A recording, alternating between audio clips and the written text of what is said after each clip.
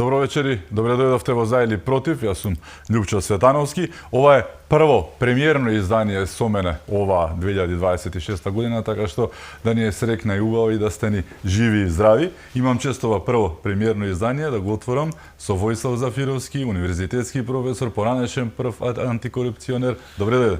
Добро ве најдов. Актуелна тема која што дојде и пред и по новата година, зборуваме за укинувањето на пржинската влада. Една направија која што реално никогаш и не требаше да ја има. Слушам некои велат нужност била некогашна, нешто вамо таму, никогаш не беше нужност, беше нешто што беше натурено насила. Знаеме како функционираат тие црни месеци и години за Македонија кои што се случува, нели ќе останат како едно црно петно, еве пржинската влада како нешто што постоеше реално, но и нешто што не треба да го има. Зошто? Еве, треба да се укине оваа категорија неуставна секаква пржинска влада или техничка влада, како и да ја наречеме. Добро рековте дека таква влада воопшто и не требаше да има.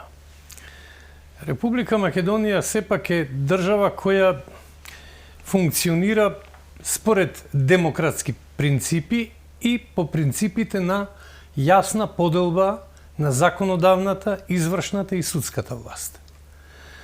Некаде 2015 година во Република Македонија се увезе, односно ни увезоа револуција, ја крстија шарена револуција, која воопшто немаше македонски карактер, затоа што во неа немаше никаква идеологија, туку имаше странска агенда да се сруши власта и потоа со ново поставени лидери да се тргни во разградување на македонското ткиво, на македонската држава, преку промена на името, преку подпишување на договор за недобрососедство со Бугарија и еве ги сега до каде сме стигнати. Значи, не требаше тоа да се случи. Само да се подсетиме. 2015 година беше многу тешка година од аспект на вкупните состојби во Републиката. Имавме период кога се донесе тој пржински договор, чинам дека беше на 2 јуни 2015, за неколку дена после тоа да излези извештајот на Рајнхард Прибе од Европската комисија, каде што се бараа реформи и во изборната легислатива, во судската власт, во обвинителската власт, во работењето, функционирањето на медиумите и така натаму и така натаму. И на крај се случи да се избере специјалното јавно обвинителство, кое видовме како и заврши. Самото специјално јавно обвинителство ниту беше некаде во уставот на Републиката предвиден, нити постоеше некаква таква опција. Се случуваше зад затворени врати, демократија која функционира како рогови во вреќа, 4 лидери ќе се соберат и некој странец задолжително ќе протреси таа вреќа, па што излези? Излези. Натаму, во собранието, во Републичкото собрание, пратениците ќе ги изгласаат решенијата кои наводно се договорени меѓу 4 лидери и тоа го нарекуваат некако као демократски чин. Ни оддалеку не мириса на демократија, ни оддалеку не представува демократија. Наметна едни правила на игра кои се невообичаени за кој било демократски свет, бидејќи се знае дека владата која раководи со една држава се избира на непосредни избори. Нема апсолутно никаква потреба од преодна влада, од техничка влада, или како сакат нека ја крстат. Тоа го има кога се руши со воен удар некоја влада, некоја власт, па се наметнува потреба од реализирање на предвремени избори, од реализирање на избори, не знам какви, и тогаш логично се формира техничка влада со јасен мандат да ги спроведе изборите и власта да ја предаде на легитимно избраната власт, која си ја тера работата натаму во периодот кој предстои пред неа. Значи, да резимираме, во Република Македонија никогаш не постоела причина да се донеси закон со кој ќе се озваничи така наречената техничка влада, бидејќи сето тоа се сведуваше на вулгаризирање на власта. Предпоставувам се сеќавате дека министрите за внатрешни работи, за нив се држам за тоа што ми е стабилна таа тема, да, најблиска ми е. Министерувањето на техничкиот министер беше само во насока на тоа да се изнајди некаков греф на претходниот министер, да се изнајди некаков измислен, да се измисли некаков греф, да се обидат да го дискредитираат, да се обидат да направат некаков скандал, но во суштина ниту им беше намерата да спроведат избори онака како што изборниот законник ги предвидува, нити пак има за цел да ја водат земјата во вистинска насока. Едноставно, тие доаѓаа со цел да наштетат на политичките ривали од власта. Така. Но се случуваа работи кои што се користеа и злоупотребува за да се оправда тогаш 2015-та таа техничка пржинска влада, која што како што кажа, нели, ке се собереа лидерите, па таму кој кого тегнал за уши, нели, дали Бейли, дали Гарет, дали германскиот амбасадор, тие беа тогаш најизвиканите, не случајно, нели? И се случи тоа што се случи, но сето тоа што беше на како аргумент поставено, зборуваме за фантомските гласачи, испадна дека е тешка, невидена лага, такво нешто не постоеше. Се базираа на лични карти за не знам од каде, испадна дека тоа е на СДСМ со Чаушот, ако се сеќаваш, па еден мој колега доби дури награда од едно ЗНМ за такво нешто, нит ги врати парите, ни тие му ја земаа наградата, испадна дека тоа е лажна вест, всушност, нели, диригирана од другарчето на кого, па она другарчето од Струмица, нели, и сето тоа. Сите аргументи кои што им беа паднаа во вода. Имаме сега со од печаток на прст избори. Од тогаш, од тие избори кои што беа првите, што се случија, беа првите локалните 2021-та. Да не се лажеме, значи може да ги видиме извештаите на странските, на ОПСЕ, на кого било, значи нема ниту една сериозна замерка на процесот. Гласаме како во Швајцарија, да не речам. Јас сум бил и по странство и во Украина, да речам, на времето. Таму што се случуваше и какви избори се вршеа, значи тоа е катастрофа и таму да требаше. Во времето на шарената револуција, нивната портокалова, баш бев и слично. Но еве, кога ќе видиме на запад се случуваат, во Бугарија какви глупости се случуваат при гласање, во соседство за Албанија, да не зборуваме. Албанија е црна дупка која што е супер кандидат за Европската унија, фантастичен, нели? Но таму изборите се лажирани до коска, што вика народот. А што се случи во Романија? Так. Романците си избраа свој председател, меѓутоа очигледно не беше померка на бирократијата во Брисел. Молдавија, значи сите тие, нели, ги шкартираат, ги прават. Но еве, реално гледано 10 години потоа, време е да се прекине со таа глупост, која што тогаш беше, како што кажа, сам делот една агенда, едно сценарио. Тоа беше само делче кое што требаше да ги надополни работите, да внесе недоверба и кај народов со тоа, нели? Па не џаби имаме техничка влада, има зошто да имаме, не бива, нели? Исто како што беше со СЈО, тоа специјалното јавно обвинителство, кој што еве заврши како што заврши, се укина за тоа што испадна најголемата глупост во македонската правна историја, нели? Но еве, мислам дека, нели, конечно, не мислам јас, сите мислат, време е да се укине оваа работа што не требаше ни да ја има. Време е да се укине затоа што се испостави дека никакви ефекти не се постигнаа со незиното воведување. Односно, беше наметната од страна, од надвор, пак ќе кажам и ќе ја спомнам шарената револуција која ни беше увезена кај нас, огромни пари се фрлија, целта им се оствари со тоа што ја симна актуелната легитимно избрана власт, Така.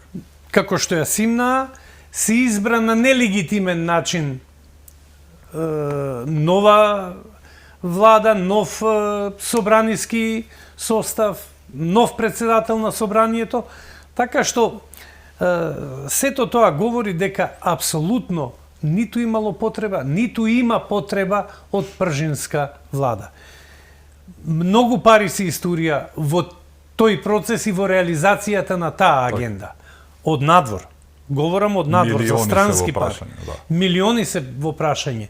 И неколку пати амбасадори на странски земји се прашувале каде отидоа нашите пари и за кои цели. Так. Целите сами ги знаат. И сега гледам има отпор од одредени политички структури. И сметам дека токму тие што ни ги наметнаа решенијата, треба да си ги повикаат поленеви да им кажат, слушајте, веќе нема смисла, не заради друго, заради тоа што немаме пари да фрламе во вода. Така. Но еве, токму оние кои што најмногу профитираа тоа што таа шарена дееволуција, јас ја викам, која што направи од учесниците мајмуни, 90% се покаја за тоа што го направија, другите 10 има бенефит некаков, бидејќи очигледно тоа било целта, а од државата направи протекторат, буквално шарена дееволуција, нели? Но дел од луѓето се покаја, дел од другите не се покаја, а оние кои што профитираа беа тогаш СДСМ. Профитираа само како партија. Видовме што и се случи на Македонија, на секој можен план, зборуваме национално, зборуваме историски, зборуваме економски, безбедносно, на кое сакаш ниво да видиш, значи беше тоа паѓање пат еден надолу кој што траеше 7 години, но еве, после 7 години тие рекоа, тоа е минатата година изборите, нели, кои што се одржаа во мај, пред тоа тие рекоа да укинеме пржинската влада. Има иницијатива. ВМРО не прифати бидејќи си знаеше со кого си има работа. Така се покажува сега според оние случаи што се отвораат криминални, а ќе се отвораат уште многу, велат, нели? Ќе има такви работи, ќе зборуваме за тоа во вториот дел, но ете тие профитираа најмногу, сега нешто се смени кај нив и не сакале укинување на пржинската влада. Филипче вели нема никаков аргумент, ништо, таа новата шема на СДСМ, со криминалци. Тие се криминалци во власта, не може со нив да се разговара за вакво нешто, мора да има пржинска влада. Како гледаш на ова доктор Джекил и мистер Хайд феноменче? Има една народна која вели држете го лоповот. Кој вика држете го лоповот? Самиот лопов. Така и господинот Филипче. Не ми се јасни нивната промена на ставовите, ниту пак причините зошто ги менуваат тие ставови. Очигледно имаат пак некоја скриена агенда со надеж дека ќе се најди повторно некој од надвор што ќе им помогни да се вратат на власт. Меѓутоа овој народ нема кратко памтење. Ги памти сите работи и сите злодела што беа правени во тој период, сите штети што беа нанесени на Република Македонија, а се надевам дека јавното обвинителство веќе еднаш ќе се освести за да покрени истрага за велепредавство на оние луѓе кои доведоа Република Македонија во оваа состојба на подчинетост кон друга странска држава и воопшто кои го заглавија процесот на евроинтеграција. И тука мислам дека народот точно и во следниве избори ќе знае кој колкав придонес има во се ова што денес го живееме и со сите оние ѕидови во кои удараме на нашиот пат кон Европа. Тоа се ѕидови кои ги изгради некој друг. По нечија туѓа агенда, со нечии туѓи пари И не треба да се прашуваат каде ги дадовме парите. Ги дадовте на погрешни луѓе и за погрешни цели. Де за судството, де за обвинителството. Постојано ни го трљаат тоа што се вели народски на нос, но сите знаеме, а мислам дека ајде да не се лажеме, особено тие амбасади кои што го споменуваат тоа, тие да не знаат каде се отидени парите, мислам, нели, многу подобро од нас. Точно знаат кому и како се дадени. Така. Кога би влегле во институциите на државата, сосема поинаку би биле искористени тие пари и бенефитот би бил навистина видлив и немаше да имаме судство со толку низок степен на доверба од граѓаните. Так. Напротив, ти имавме изградени институции, ти имавме изградено судство, изградено обвинителство, ти имавме обвинители и судии, не велам дека сега немаме, луѓе кои се со интегритет, меѓутоа ти имавме многу повеќе такви, многу повеќе ќе растеше довербата на граѓаните во правосудниот систем. Но за жал, денес тоа не е случај. Она што е светски тренд, да, има и нормални работи во действувањето на Трамп, бидејќи некои така изгледаат многу чудно, но она што се случи меѓу другото, меѓу последните иницијативи, ја пренесе Марко Рубио, беше дека нема веќе соработка со невладините организации. Го започна тоа со укинувањето уште на USAID, нели? Сега продолжуваат и натаму. Сватиле дека давањето на пари на некого како подизведувач да направи нешто во некоја држава, најчесто завршува со микросредства кои што ќе отидат, еве да речеме, за реформа на судството, а поголемиот дел останува каде? Во невладините организации и во џебовите на оние од невладините организации.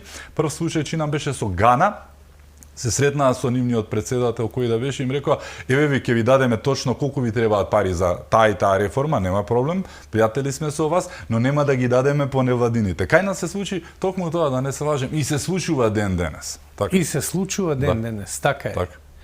Во крајна линија, невладините организации се всушност испостави на политичките партии. Так. Прашањето е сега која опција ја протежираат. 90% се за СДСМ, да не се лажеме, нели. Тоа е од времето си остана. Како и да е, сакам да кажам дека во една организирана држава постојат институции кои се надлежни да ги водат процесите во општеството. Имаат одговорност и да сгрешат и да не сгрешат. Така е, да ги водат процесите, имаат одговорност и нормално се раководат од најдобрите искуства и практики во Европа и во светот. Невладините организации ниту имаат капацитет тоа да го прават, ниту пак се заинтересирани нешто да променат. Што се случува? Сум разговарал со многумина од нив. Ќе организираме, вели, една тркалезна маса, ќе повикаме неколку авторитети, ќе земат добри хонорари за тоа, ќе потрошиме добри пари околу организацијата, околу целиот тој настан, но добар дел од парите остануваат кај нас. Во извештајот ќе навезат трошоци за она, добар дел од парите остануваат кај нив. И што од тоа има државата? Државата нема ништо од тоа. Има еден повик, еден апел од експертите кои биле повикани таму, кој завршува од овдека до зидот, до излезната врата, не и понатаму. Ќе викнеле медиуми, добро, еве ќе викнат медиуми, ќе излезат со соопштение. И тука се завршува приказната. Затоа велам, друго е кога институциите располагаат со тие пари, кои се наменски дадени, кои имаат одговорност и кон тој што ги донира тие пари, имаат одговорност и пред сопствениот народ и имаат обврска да направат реформи, да направат промени и во системот, и во неговото целосно функционирање. Еве, ти што би им порачал на луѓето од власта, бидејќи дефинитивно власта има пратеници, повеќе од доволно пратеници да го укине ова Франкенштајново чудовиште наречено пржинска влада, политички, нели, дилетантски склепано, требаше едно време да биде, си ја заврши улогата, за жал, нели? си функционираше како што му требаше на некого, си ја заврши работата, го внесе тоа што требаше. Недовербата ја зголеми во власта, менталитетски гледано луѓето гледаат и па да, нели катастрофа држава сме, имаме пржински влади, технички влади, специјални јавни обвинителства. Се беше направено со план. Со еден збор, јавното мислење се сетираше на начин како што им одговараше на некои други. Бомбите СЈО техничката влада. Така е. Пол држава не постои, така? Така е. И направија вилает некој кај што може секој амбасадор чврги да удара на премиерот или на кој да е во државата. Просториите на СЈО, Бејли, компанија, тоа беше, срамота невидена. Срамота невидена. Да не говориме за обвинителите кои работеа во СЈО. Така. Тоа беше приказна за себе. Тема која ќе зборуваме, да. Но еве, што би препорачал ти на власта? Јас мислам дека дефинитивно ја имаат поддршката на народот, тоа се види и на изборите, не мора подалеку да одиме, дека треба да ја укинат оваа направија, сакале или некеле СДСМ, искрено мислам дека веќе и онака се со толку илјади гласови како минорна. Генерално и премиерот кажа, ние имаме доволен број на пратеници да го донесиме ова решение. Значи да ја укиниме пржинската влада. Но би сакал тоа да биде на еден коректен начин и од тие причини ја свика лидерската средба. Може кој сака и што сака да кажува, меѓутоа нема ниту еден аргумент, ниту еден релевантен аргумент кој би го поддржал останувањето или обстојувањето на така наречената пржинска влада. Власта нека си ја одржи таа лидерска средба и нека им соопшти што ќе се случува. Ќе се укини пржинската влада.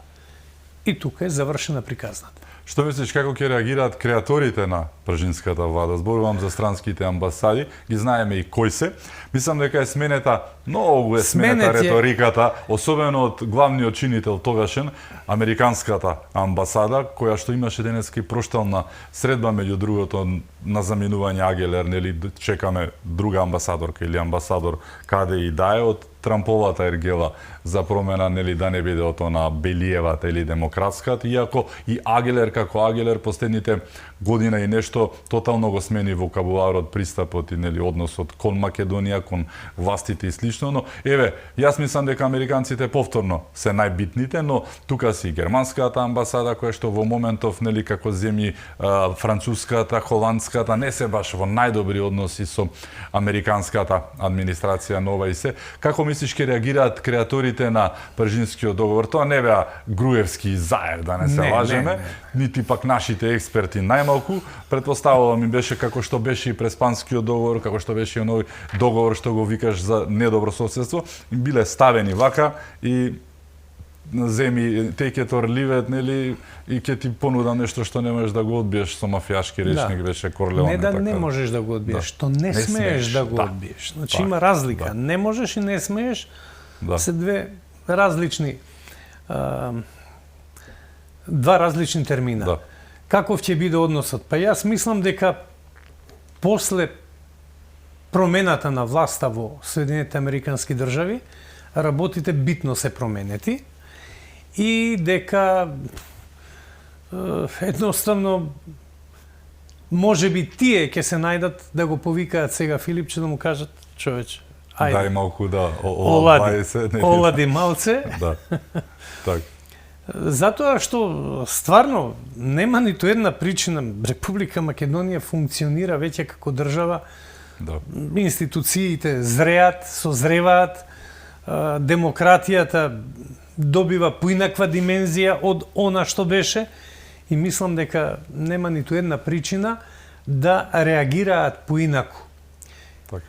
Мислам дека ќе го прифатат ставот на актуелната власт дека пржинска влада веќе нам не ни е потребна.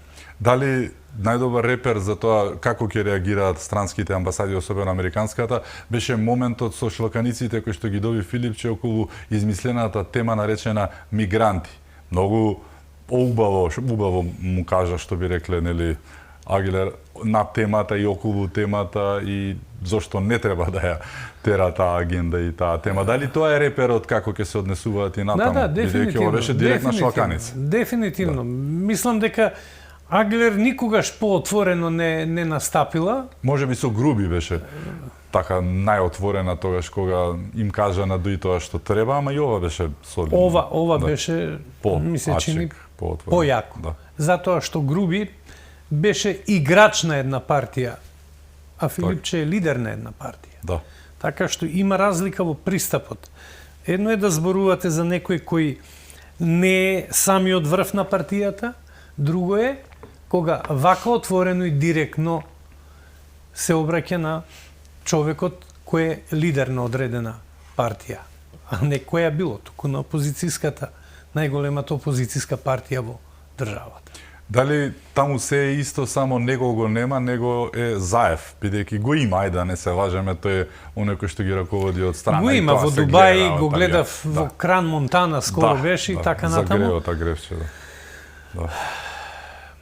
Тоа е сенката на Заев. Дефинитивно. Тоа е сенката на Заев и мислам дека се додека Социјалдемократскиот сојуз робува на ставовите на Заев, не може да очекува ништо добро на ниту едни наредни избори. Идеологот Фрчковски стариот, а историјната единица е неговиот син, мислам, нивото е фантастично. Да, не се лаже. Одлично. Да. Цела фамилија, една фамилија, цела партија. Така, но дали она што го спомена ти во претходниот дел, тие се уште се крстат во странците? Бидејќи најдобар репер исто ми е моментот што и ден денес, како слепи за стап што вели народот, не го испуштаат моментот уставни измени.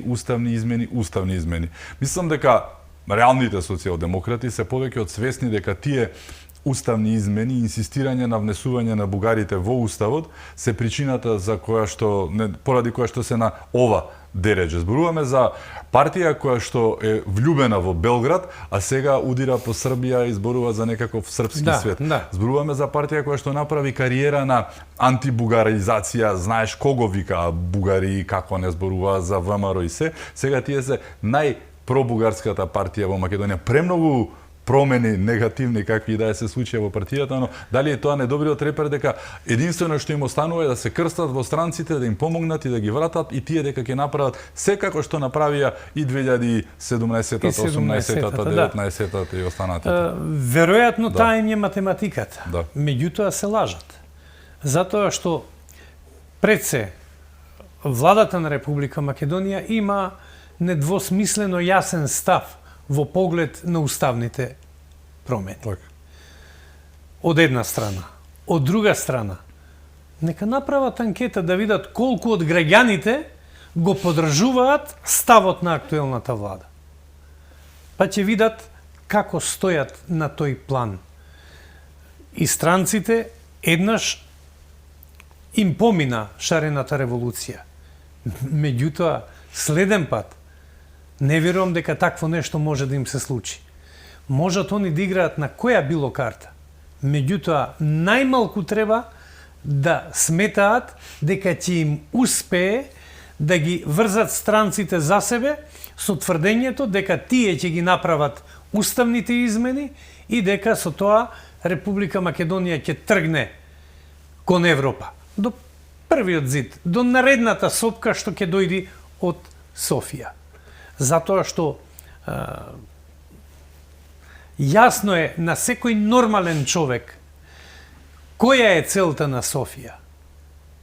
Со негирањето со јазикот последното тоа беше со негирањето на македонскиот јазик, со негирањето на македонската нација, со непризнавањето на македонско национално малцинство во Бугарија, кое по пописот од 56-та година е некаде без малку милион луѓе се декларирани македонци, особено во Пиринскиот дел на Бугарија, јасно е дека немаат за цел да помогнат на Македонија на патот кон Европската Унија.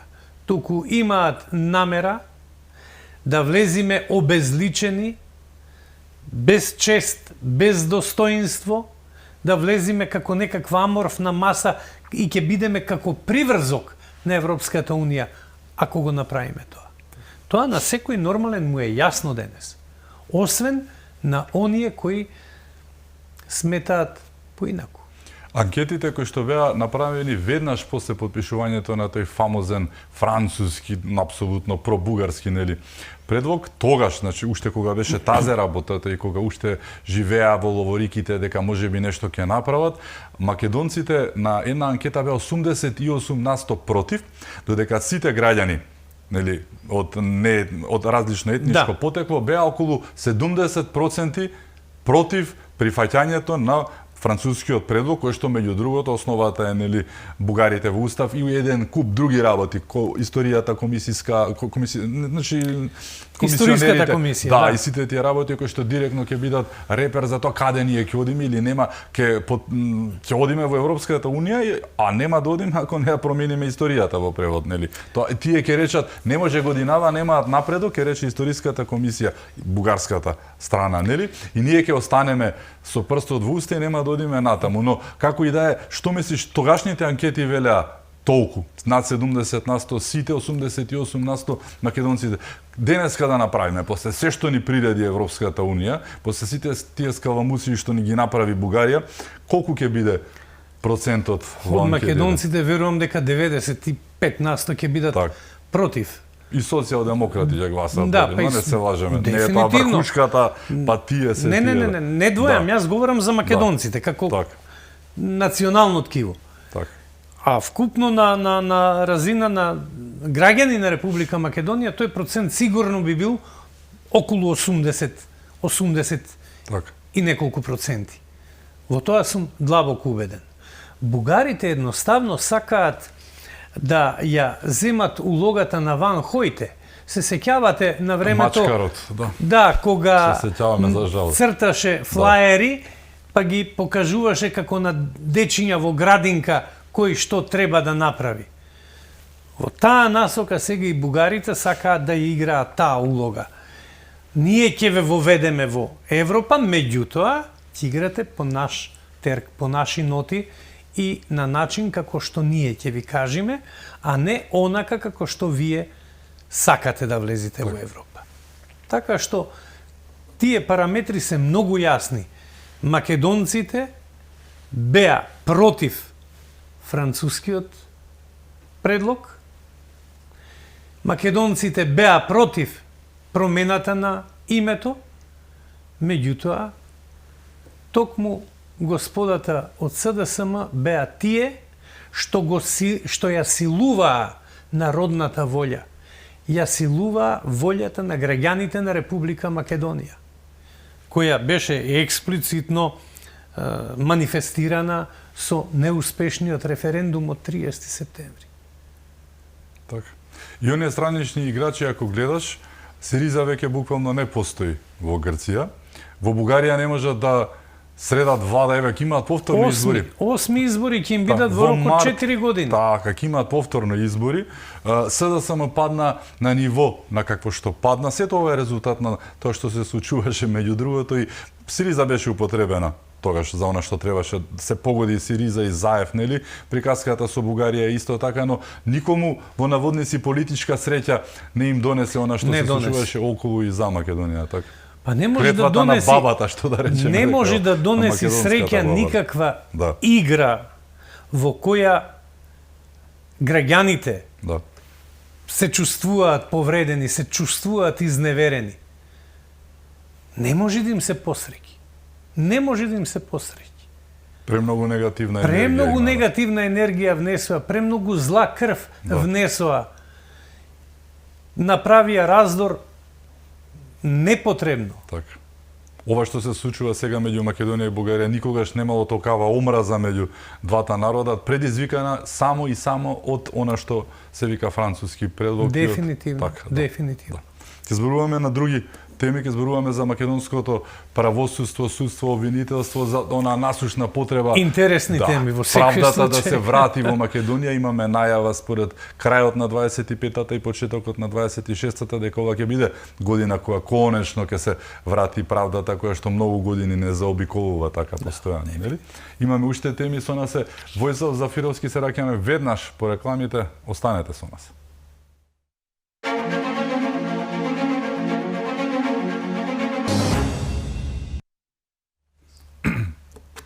Се враќаме во За или против, мој гостин е Војсов Зафировски. Ја најавивме темата наречена враќање на правдата во Македонија. Така заврши 25-та како еден вид на увертира најава за 26-та. Во процедура веќе еве денеска и во собранието влезе кривичниот законник. Законот за судски совет беше во крајот на 2025 година. Имаме најава дека каде и да е овој месец при крајот или почетокот на февруари ќе добиеме и официјално нов државен јавен обвинител. Веќе имаме ВД, нели, кој што не е Коцевски, нити пак Јовевски, да видиме нели што ќе се случува натаму, но еве, дали сите овие работи се една најава дека 26-та година ќе биде конечно годината кога правдата ќе се врати во Македонија, така насушно потребно нешто во државата. Ако утрото се познава по денот, Ако денот беше, по утрото. ако денот се познава по утрото, Да. утрото беше 25-та година. Так, крајот, да. Крајот на 25-та година. Да. Сега стартуваме во новава година со нови очекувања и со нови проекти кои се веќе насочени кон средување на состојбите во правосудниот систем, односно во креирање на правосуден систем кој досега и не беше систем, објективно кажано.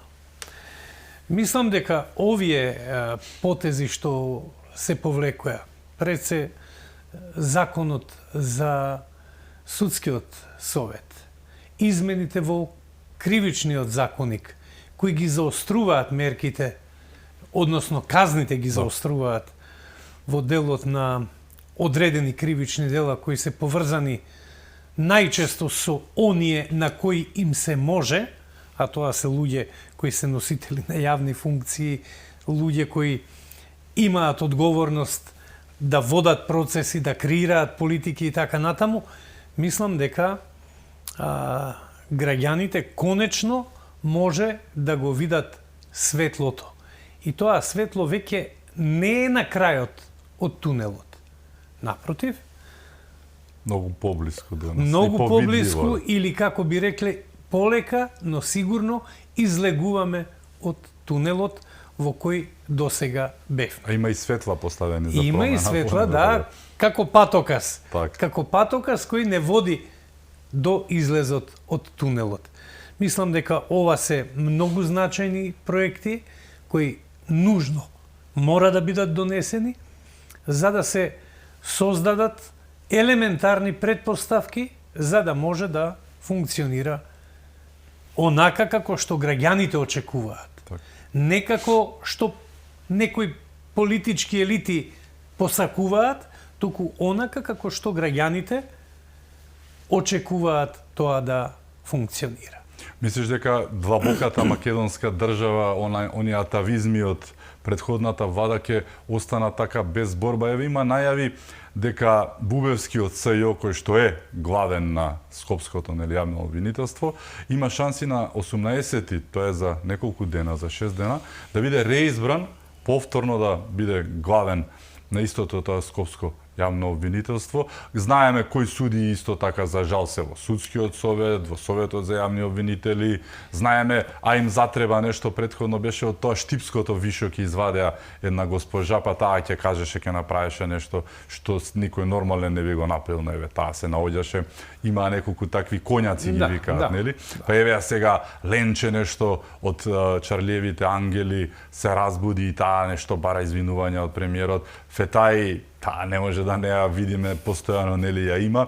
Значи тие се тие атавизми од една приказка која што се викаше СЈО, но и еден друг куп на такви и суди и јавни обвинители, не се многу, но нели се баш оние, да не речам црните овси, ама приказката која што е причина за генерализацијата на судството и обвинителството во Македонија. Знаете ли што? Да. Сите што се во игра на Да. теренот имаат шанса да постигнат гол. Да. Дури Така и голманот, овдека. да. Па дури и голманот. Да. Така и овдека. Имаат шанси.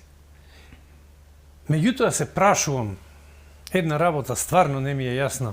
Како Бубевски не си поднесе оставка веднаш после онаа антологиска пресконференција со Оливер Спасовски што има Да. по повод трагедијата што се случи во Со Скопје. малата Вања. Малата Вања и велешанецот Панче. Да. Како после таа пресконференција не смогна човечност, не смогна човечка сила Така. да си поднесе оставка. Таа е баш антологиска, може да се користи како урне како не треба да се Како одржи не треба? пресконференција, да бевме на запад, случајот ќе беше поништен, ќе беа на слобода тие.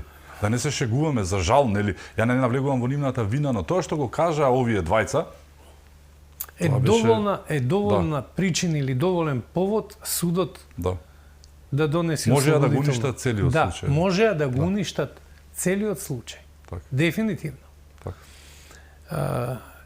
Не може додека не се произнесат надлежните институции, надлежните органи да излегуваат со паушални оценки, со паушални кажувања за тоа кој што кога сторил, затоа што има институции кои се надлежни и платени да излезат со релевантни соопштенија и информации.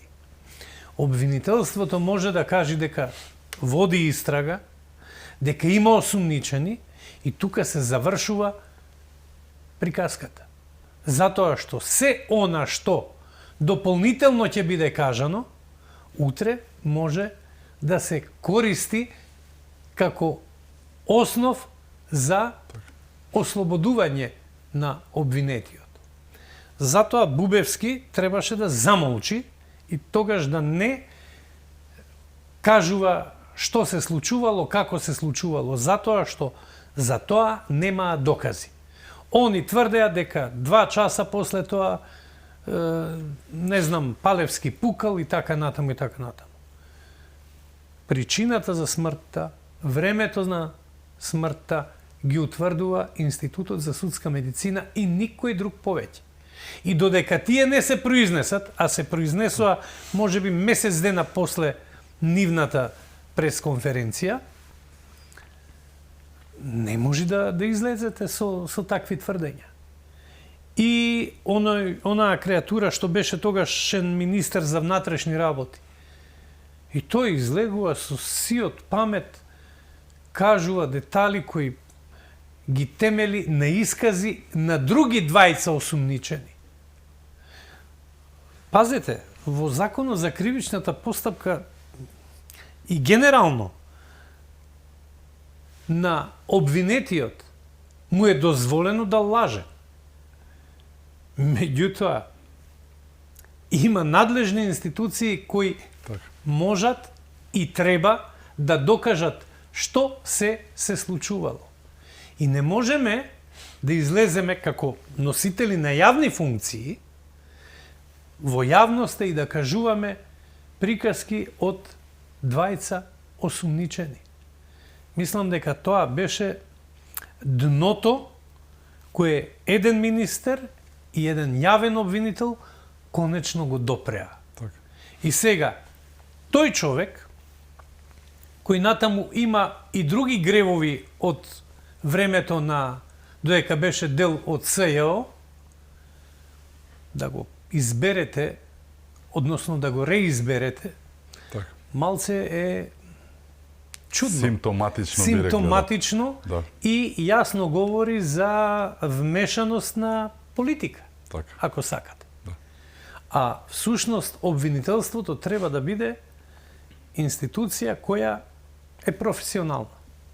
Дали очекуваш да се отворат откако ќе се сменат делумно работите, ве зборуваме и за нов државен јавен обвинител, но нели малку и мајндсетот на судиите, новите закони кои што се креираат и во моментов и се менуваа на крајот на 25-та, да придонесат да се реотворат и затворат, да не речем, оние црни петна македонски, како случајот со патриотите, браќата од 27 април, зборувам за реотворање на некои случаи како нешто што буквално доживеа некој си амнестија, зборуваме за пуч, зборуваме за подкуп, случаите на еден господин кој што е во Дубај и сега гради 42 катници таму и слично, нели? За нешто што се викаше јаглен од Грција кој што горе во Македонија, а пари оделе во Бугарија, па тука е вмешан и еден сегашен председател на партија кој што секојдневно држи пресконференции за некаков криминал. Очекуваш да се отворат многу случаи и да не речам реотворат, ама затворат некои други кои што не смееше да завршат како што завршија, па и не се заврши. Знаете, во правото има една изрека рес јудиката, веќе пресудено, што меднаш се пресудува, затворена е приказната и тука завршува се. Меѓутоа, да се надеваме дека во иднина нема да ни се повторуваат такви глупости, заради кои вака после години и години изминати, ќе ги коментираме и ќе ги актуализираме меѓу јавноста. Јас не знам, меѓутоа се надевам анкетните комисии кои се формирани и за случајот Ласкарци, и за случајот Струма, и за случајот модуларна болница, и за случајот Кочани, ќе завршат работата и ќе побараат политичка одговорност од оние кои стварно биле носители на јавни функции во тој период и со своето однесување ширум отвориле вратите да може да се случува тоа што се случи. Политичка одговорност ќе има за нив. Меѓутоа, прашање е колку ќе може да се гонат кривично. А треба.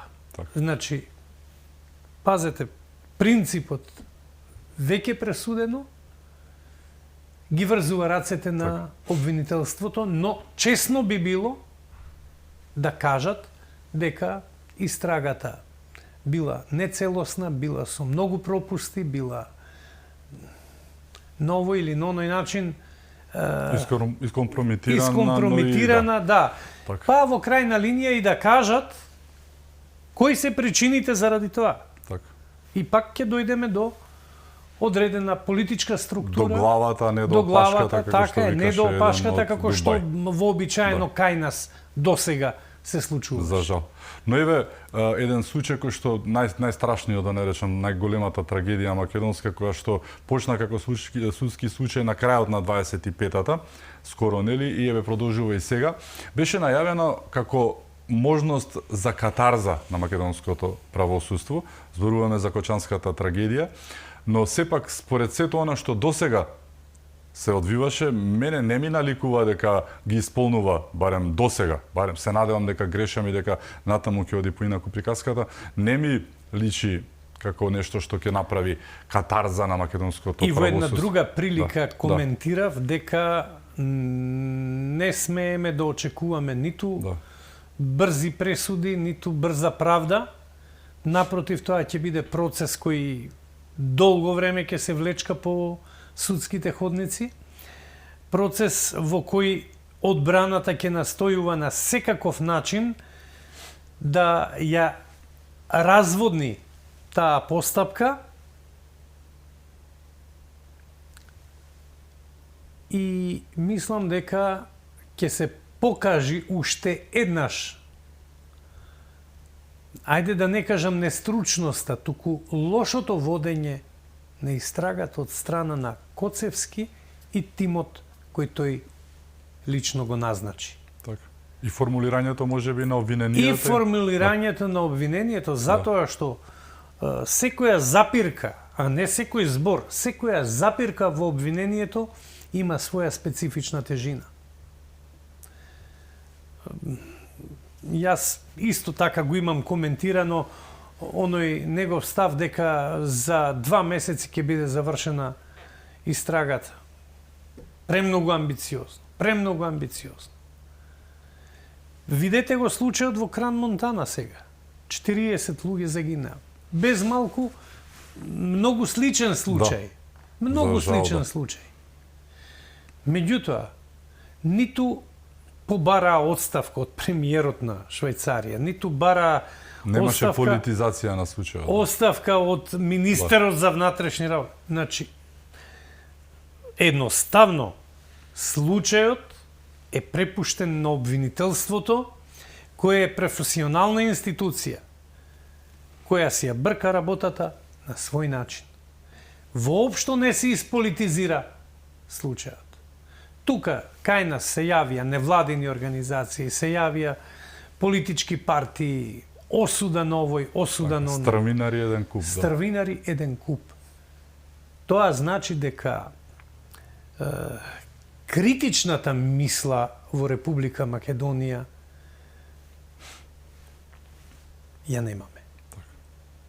Имаме поводливост, имаме заводливост и имаме стрвинари кои настојуваат се и се што да исполитизираат, да му дадат политичка нота, да му дадат политичка боја, што во крајна линија е неприфатливо. Е неприфатливо. Имајќи сепак предвид се што се случува околу судството, нели сето тоа протежирано и од владата и од институциите, законодавниот дом, дали сепак очекуваше за крај 26-та реално да биде година кога правдата како и да е не мора целосно да се врати, ама ќе стапне конечно и во Македонија.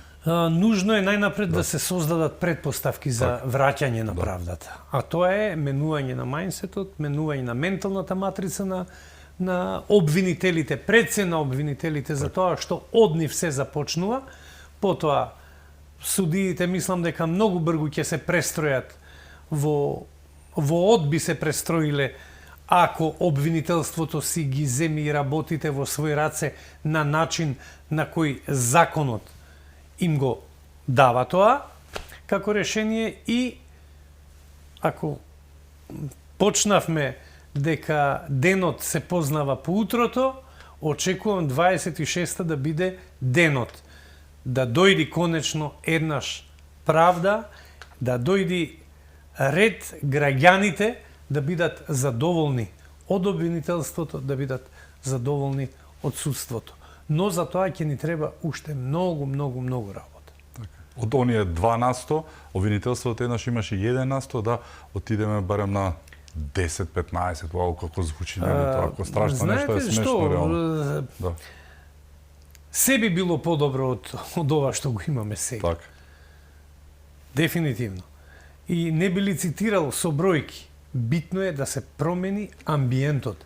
Битно е да се промени менталната матрица на обвинителите, на судиите, за граѓаните да го почувствуваат бенефитот.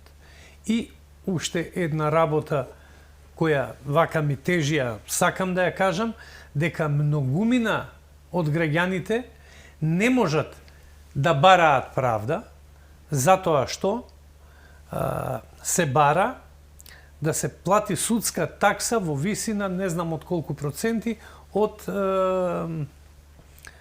вредноста на предметот, за да може судот да отвори постапка. Многумина луѓе кои се во право и кои ја очекуваат правдата, не се во можност да ги платат тие пари. И може би е добро законски да се интервенира, судската такса се плаќа на крајот и тоа од страна на оној што ќе го загуби предметот. Так.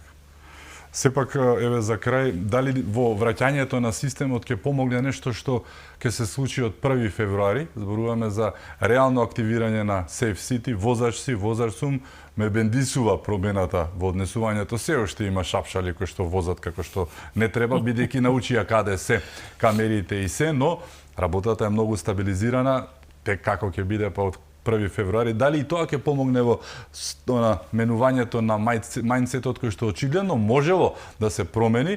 Сега е без казни, тек па кога ќе биде со казни малку да се вратиме, нели, на здрави нозе. Дефинитивно тоа ќе не приземји. Тоа ќе не приземји, Меѓутоа, неопходни се измени на законот за прекршоците. Така. А колку што слушам, читам, има политички ешалон кој е против промената на законот за прекршоците, бидејќи тој закон се носи меѓу другото и со Бадинтерево мнозинство и се доведува во прашање неговото реално профункционирање од 1 февруари натаму. Инаку се забележува и те како се забележува промената во однесувањето во сообраќајот, говорам за Скопје. Така. Неодамна бев надвор од Скопје, каде што нема Safe City и дури бев збунет, јас си возам 50, ни 50, а другите покрај мене поминуваат онака, Да. оставајќи ме во издувните гасови од нивните автомобили. Значи, промената е евидентна. Така. Во Скопје е евидентна промената. Да. Се надеваме дека ќе биде и подобро и подобро. Да се надеваме. Ти благодарам што беше мој гостин во првата премиерна емисија. Ми беше 26. задоволство. Исто така, ми беше чест. И благодарам и вам што бевте со нас, да сте ни живи и здрави и секако чувајте се многу.